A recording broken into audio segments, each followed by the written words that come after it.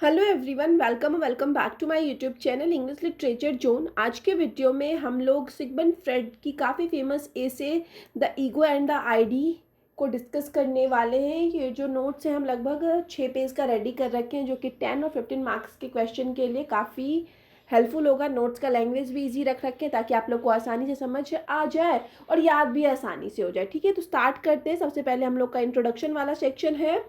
Introduction में है The Ego and the ID is a famous psychological essay written by Sigmund Freud in 1923। कि The Ego and the ID जो है वो काफ़ी फेमस साइकोलॉजिकल एशे जिसको कि लिखा गया है सिगमंड फ्रेड के द्वारा 1923 में। इन दिस एशे, इस एशे में फ्रेड बताते हैं how the human mind works, कि कैसे इंसान का माइंड काम करता है, and how our personality is formed, और कैसे जो हम लोग का पर्सनैलिटी है, व्यक्तित्व है, वो बनता है। He says that, वो आगे कहते हैं, our behaviour is controlled by 3 main parts, कि हम लोग का जो बिहेवियर है ना वो 3 मेन पार्ट्स के द्वारा कंट्रोल होता है। वो 3 मेन पार्ट्स हैं ID, ego and super ego. This theory is an important part of psychoanalysis, और ये जो वो आईडी, ईगो और सुपर ईगो को एक्सप्लेन कर रखे हैं ना, वो वाली थ्योरी जो है ना साइकोएनालिसिस का काफ़ी महत्वपूर्ण पार्ट है।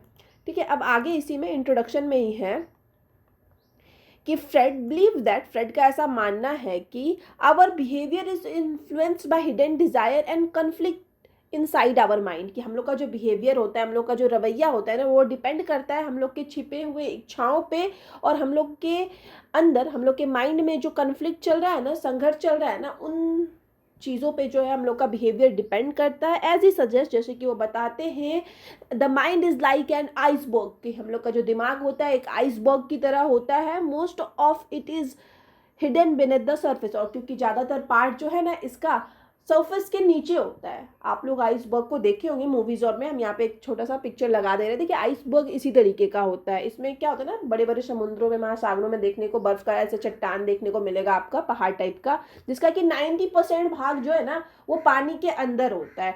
10-15% पार्ट ही जो है वो दिखाई देता है। ठीक है, तो उसी आइसबर्ग से कंपैरिजन किया है माइंड का, और बताया गया है कि माइंड का भी जो मोस्ट ऑफ पार्ट होता है ना वो सरफेस के बेनेथ होता है, इट मीन्स नीचे होता है। दिस मीन्स दैट, जिसका कि अर्थ है कि we are not fully aware of what controls our actions, कि हम लोग ना पूरी तरह से इस चीज़ से अवेयर नहीं है कि हमारा जो एक्शंस है ना वो किस तरीके से कंट्रोल हो रहा है। अब आगे इंट्रोडक्शन वाला सेक्शन हम लोग का खत्म हो जाता है। इसी में है structure of the mind. Mind के स्ट्रक्चर को फ्रेड डिस्कस करते हैं। Freud divides the human mind into 3 levels. Freud जो है ह्यूमन माइंड को 3 लेवल्स पे डिवाइड करते हैं। पहला है कॉन्शियस, प्री कॉन्शियस और unconscious. But in this essay, लेकिन स्पेशली इस एसे में, he mainly focuses on 3 parts. Mainly वो 3 पार्ट्स के बारे में बताए हुए हैं। पहला है आईडी, दूसरा है ईगो, और थर्ड पार्ट जो है वो सुपर ईगो है। This 3 parts constantly interact and sometimes conflict with each other. ये तीनों पार्ट जो है ना लगातार एक दूसरे से इंटरेक्ट करते रहते हैं। इट मीन्स ये तीनों पार्ट जो है ना परस्पर एक दूसरे को प्रभावित करते हैं, और कभी कभी एक दूसरे के साथ कन्फ्लिक्ट, इट मीन्स संघर्ष भी करते हैं।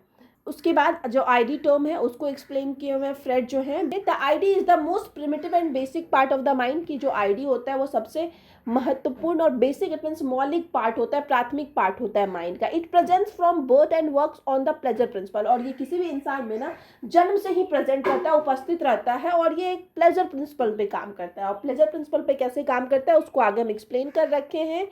It wants immediate satisfaction of desire without thinking about consequences, मतलब आईडी को ना तुरंत सेटिस्फेक्शन चाहिए होता है किसी भी इच्छा के लिए, किसी भी डिजायर का, बिना कंसिक्वेंसेस, बिना परिणामों के बारे में सोचे, ये तुरंत सेटिस्फेक्शन चाहता है। इट इंक्लूड इंस्टिंक्ट्स लाइक, इसमें जो इंस्टिंक्ट्स को शामिल किया गया, जिन इच्छाओं को शामिल किया गया है, जो वो है hunger, thrust, anger, it means गुस्सा, और सेक्सुअल डिजायर्स को शामिल किया गया है। It does not care about reality, morality और रूल्स। इट मीन्स इसको रियलिटी, इट मीन्स वास्तविकता, मोरालिटी मीन्स नैतिकता, और रूल्स इट मीन्स नियमों से इसको कोई लेना देना नहीं होता है। इसको घंटा इन सारी चीज़ों को फॉलो नहीं करना होता है। ठीक है, यहाँ पे जो 3 चीज़ हम लिख रखे हैं, हंगर, थर्स्ट और एंगर, ये सारा बचपन से ही लगभग बच्चे में ना एक बिल्ट हो जाता है। ठीक है, बच्चे से ही बिल्ट हो जाता है, जन्म के साथ हम लोग कह सकते हैं कि थर्स्ट और हंगर तो होता ही है। लेकिन ये जो सेक्सुअल डिजायर है, आप लोगों को भी पता है कि एक पार्टिकुलर टाइम के बाद आता है किसी भी इंसान में, तो इसको हम लोग बता सकते हैं कि ये मतलब बर्थ से नहीं होता है, ये चीज़ आप ध्यान रख सकते हो। बाकी जो हंगर और थर्स्ट है ये आपको बर्थ से ही देखने को मिलता है, और लेकिन ये सेक्सुअल डिज़ायर भी जो है वो आईडी वाले इंस्टिंक्ट में ही आता है। अब आगे फ्रेड कहते हैं the id knows no judgement of value, no good and evil, no morality की। जो आईडी है ना उसका जजमेंट से कोई लेना देना नहीं होता है, वो जजमेंट के बारे में नहीं सोचता है, ना तो उसको अच्छाई ना बुराई ना मोरालिटी प्लस नैतिकता से कुछ लेना देना होता है। उसके बाद जो है सेकेंड द ईगो, उसको डिफाइन किए हुए हैं Freud. The ego develops as a person grows and start dealing with reality की। ईगो तब डेवलप होता है जब जैसे जैसे इंसान बड़ा होता है और रियलिटी मीन्स वास्तविकता से उसका सामना होता है। It works on the reality principle, ये वास्तविकता के प्रिंसिपल पे काम करता है, विच मीन्स जिसका कि अर्थ होता है it tries to satisfy the id's desire in a practical and socially acceptable way, कि इसमें भी आईडी के डिजायर को सेटिस्फाई करने की कोशिश की जाती है, लेकिन ये ना एक कहीं ना कहीं जो सही तरीका हो इच्छाओं को संतुष्ट करने का, सेटिस्फाई करने का, उस तरीके से यहाँ पे इच्छाओं को संतुष्ट किया जाता है सोशली एक्सेप्टेबल वे में, इतने समाज के द्वारा जिसको स्वीकारा जा सके। इट इज़ पार्शियली कॉन्शियस, ये कहीं ना कहीं आंशिक रूप से थोड़ा सा कॉन्शियस होता है, इस पर हम लोग का कंट्रोल होता है आंशिक रूप से। एंड पार्शियली अनकॉन्शियस, और आंशिक रूप से अनकॉन्शियस होता है, मतलब कभी कभी कंट्रोल नहीं होता है ईगो वाले पार्ट्स पे भी हम लोग का। It thinks plans and make decision, कि ईगो जो है वो सोचता है, योजना बनाता है, उसके बाद डिसीजन लेता है। Freud explains the ego by saying, Freud जो है ईगो को एक्सप्लेन करते हैं ये कहते हुए कि the ego is like a rider on a horse, कि ईगो जो है ना एक सवार की तरह है जो कि हॉर्स पे बैठे हुए हैं, घोड़े पे बैठे हुए हैं। Trying to control the powerful id, और ये पावरफुल जो कि इसे शक्तिशाली है आईडी उसको कंट्रोल करने की कोशिश करता है। जैसे कोई इंसान जब घोड़ा पे बैठता है, घोड़ा इंसान से ज़्यादा शक्तिशाली है, लेकिन कैसे घोड़ा को कंट्रोल करने की कोशिश करता है इंसान, उसी तरह जो ईगो है वो अपने से पावरफुल आईडी को कंट्रोल करने की कोशिश करता है।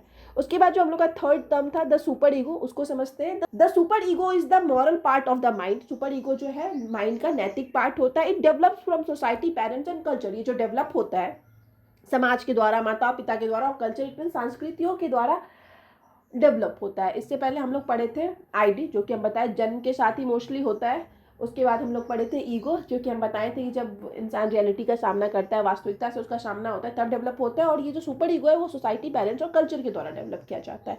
It works on the morality principle, ये नैतिकता के प्रिंसिपल पे काम करता है। And tells us what is right and wrong, और ये हम लोग को बताता है कि क्या सही है क्या गलत है। The super ego has two parts, super ego का दो पार्ट्स होता है, एक होता है कंशियंस एंड द ईगो आइडल, ये दो पार्ट होता है, दोनों को हम लिख रखे हैं। It tries to control the id and pushes the ego to behave morally, ये कोशिश करता है आईडी को कंट्रोल करने का, साथ ही साथ ईगो को भी पुश करता है कि ईगो जो है मॉरली मीन्स नैतिक रूप से बिहेव करे। फ्रेड आगे कहते हैं the super ego represents the moral standard of the society, की सोसाइटी का मॉरल स्टैंडर्ड जो है रिप्रेजेंट करने की कोशिश की जाती है सुपर ईगो के द्वारा। अब आगे conflict between ID ego and super ego, की आईडी ईगो और सुपर ईगो के बीच में क्या क्या संघर्ष देखने को मिलता है उसको जो है फ्रेड बताए हुए हैं। The most important part of this essay is that this three parts always in conflict, ये जो तीनों पार्ट हैं आईडी ईगो और सुपर ईगो, तीनों परस्पर जो है ना कन्फ्लिक्ट मीन संघर्ष में रहते हैं।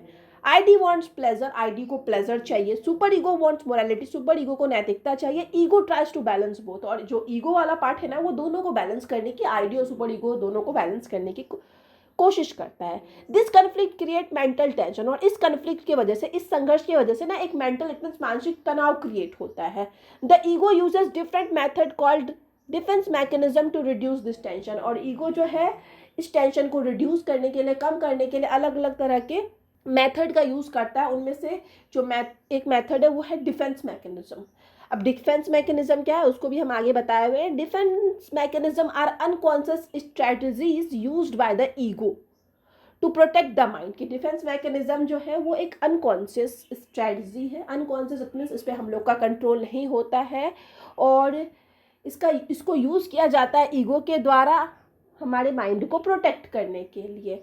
This help the person maintain mental balance, और ये डिफेंस मैकेनिज्म जो है हेल्प करता है किसी भी इंसान का कि वो अपना मेंटल बैलेंस जो है उसको बनाए रखे, मानसिक संतुलन को।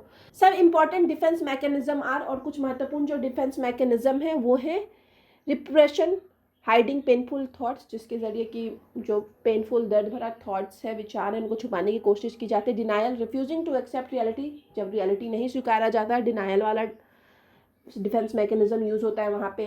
प्रोजेक्शन, ब्लेमिंग अदर्स, कि जब कोई भी चीज़ बुरा होता है तो उसकी वजह से दूसरों को ब्लेम कर देना, तो वो भी डिफेंस मैकेनिज्म के द्वारा के रूप में यूज़ किया जाता है। ईगो के द्वारा rationalisation, it means giving logical excuse, मतलब माइंड के द्वारा लॉजिकल एक्सक्यूज खुद ब खुद रेडी कर लिया जाता है किसी भी सिचुएशन के लिए, ठीक है। फ्रेड बिलीव दैट, फ्रेड का मानना है कि the unconscious mind plays a major role in our life, कि अनकॉन्शियस माइंड जो होता है ना वो हमारे जीवन में बहुत महत्वपूर्ण भूमिका निभाता है। अनकॉन्शियस माइंड कौन सा माइंड, जिसपे हम लोग का कंट्रोल ना हो। मैनी थॉट्स, ढेर सारे थॉट्स, मेमोरीज और डिजायर्स जो होते हैं ना, इच्छाएं जो होती है ना, आर हिडन, वो सारी छुपी हुई होती है, but still influence our action, लेकिन ये सारी चीज़ें जो है हम लोग के एक्शंस को फिर भी प्रभावित करती है, ठीक है। हमारा थॉट, हमारी मेमोरीज, यादें और डिजायर, इट मीन्स इच्छाएं जो हमारे एक्शंस को प्रभावित करती है। फ्रेड कहते हैं dreams are the royal road to the unconscious, ठीक है। यहाँ पे हम लोग का नोट्स वाला सेक्शन जो है खत्म होता है, आगे हम कंक्लूजन बताए हुए हैं, तो देख लेते हैं कंक्लूजन में क्या है।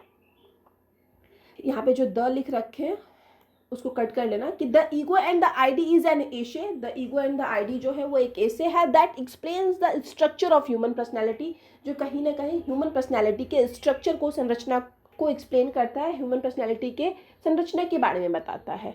Freud theory is important because it explains human behaviour in a scientific way. Freud का थ्योरी महत्वपूर्ण है क्योंकि ये मानव के बिहेवियर को ना साइंटिफिक वे, इट मीन्स वैज्ञानिक तरीके से एक्सप्लेन करता है। ही सोज दैट, वो दिखाते हैं कि our mind is a battlefield, हम लोग का जो दिमाग है ना वो एक बैटल फील्ड, इट मीन्स युद्ध भूमि की तरह है। Where the id, ego and superego constantly struggle, जहाँ पे आईडी, ईगो और सुपर ईगो ना कॉन्स्टेंटली परस्पर एक दूसरे के साथ संघर्ष करते रहते हैं।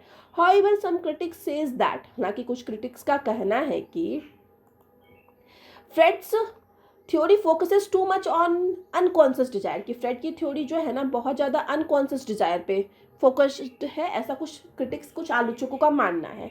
एंड लैक्स साइंटिफिक प्रूफ, और इसमें साइंटिफिक प्रूफ बहुत कम देखने को मिलता है। Still his idea remains very influential in psychology and literature, फिर भी जो उनका आइडिया है, उनके जो विचार हैं वो काफ़ी ज़्यादा प्रभावशाली रहा है साइकोलॉजी में भी, साथ ही साथ लिटरेचर, इट मीन्स साहित्य में भी।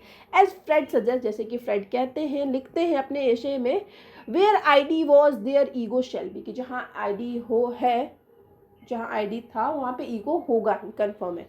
दस a healthy personality develops when the id, ego, super ego remains balance, की एक हेल्दी पर्सनैलिटी या फिर एक हेल्दी बिहेवियर जो है इंसान का तभी डेवलप्ड होता है जब आईडी, ईगो और सुपर ईगो जो है ना, तीनों जो है बैलेंस्ड होते हैं, तीनों जो है संतुलन में रहते हैं, ठीक है। तो यहाँ पे इस चीज़ के साथ जो हम लोग का नोट्स वाला सेक्शन खत्म हो जाता है। वीडियो अगर आपको अच्छा लगा, आपके लिए हेल्पफुल है, तो आप लोग वीडियो को लाइक करना, चैनल को सब्सक्राइब करना, कमेंट करके बताना कि नोट्स आपको कैसा लगा। और आप लोग को पता होगा कि सारे टॉपिक का जो पीडीएफ है वो पेड है, तो पेड पीडीएफ के लिए आप हमको टेलीग्राम पे या इंस्टाग्राम पे मैसेज कर सकते हो। हम लोग के चैनल का एक टेलीग्राम ग्रुप भी है, आप चाहो तो उस ग्रुप में भी ज्वाइन कर सकते हो। उस ग्रुप में ऑलरेडी कुछ पीडीएफ हम अपलोड कर रखे हैं जो कि फ्री में आपको मिल जाएगा, ठीक है। तो टेलीग्राम का लिंक, इंस्टाग्राम का लिंक और टेलीग्राम ग्रुप का लिंक, वो तीनों आपको इस वीडियो के डिस्क्रिप्शन बॉक्स में और चैनल के अबाउट वाले सेक्शन में मिल जाएगा, ठीक है। और आप कमेंट करके बताइए कि वीडियो आपको कैसा लगा और आगे आपको कौन से टॉपिक पे वीडियो चाहिए। यहाँ पे एक चीज़ ना ठीक कर लेना, यहाँ पे बड़ी आई होगा, ठीक है, बाकी सब कुछ ठीक ही है। यहाँ पे आई जो है ना हम छोटी यूज़ कर देते जो कि गलत था, तो यहाँ पे बड़ी आई होगा, ये ध्यान रखना, ठीक है। तो नोट्स हम लोग का यहाँ पे ख़त्म होता है, मिलते हैं नेक्स्ट वीडियो में नेक्स्ट टॉपिक के साथ।